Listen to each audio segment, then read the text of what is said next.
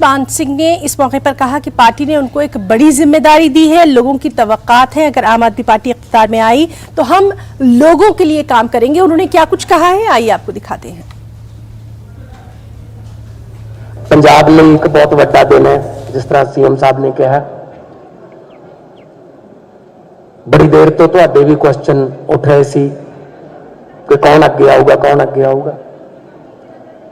मैं हमेशा ही कहता सी कि मैं तो सिपाही हाँ, मेरी ड्यूटी तो चाहे कंधा ते पोस्टर चिपकाउण दी लाती जाए, मैं पोस्टर चिपका दूंगा, पर बशर्ते कि मेरा पंजाब ठीक कर दो।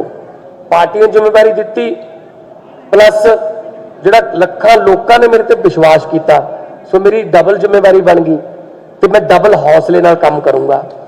जिथे भी पंजाब वास्ते लोड़ हुई, पहले असीं तां सौंदे नहीं, असीं तां पहले दिन रात इसे काम ते लगे हुए हैं। जे सत्ता दा, जे हरे रंग का पेन पंजाब नूं सुधारन वाला, लोकां दी जिंदगियां च फर्क लियाउण वाला, उन्हां दा जीवन पੱਧਰ उत्ते चक्कण वाला जे पेन साडे हत्थ च आया तो मैं तुहानूं यकीन दिवाउणा, अज करोड़ां लोग देख रहे होणगे कि वो पेन हमेशा लोड़वंदां दे हक च चलूगा, गरीबां दे हक च चलूगा।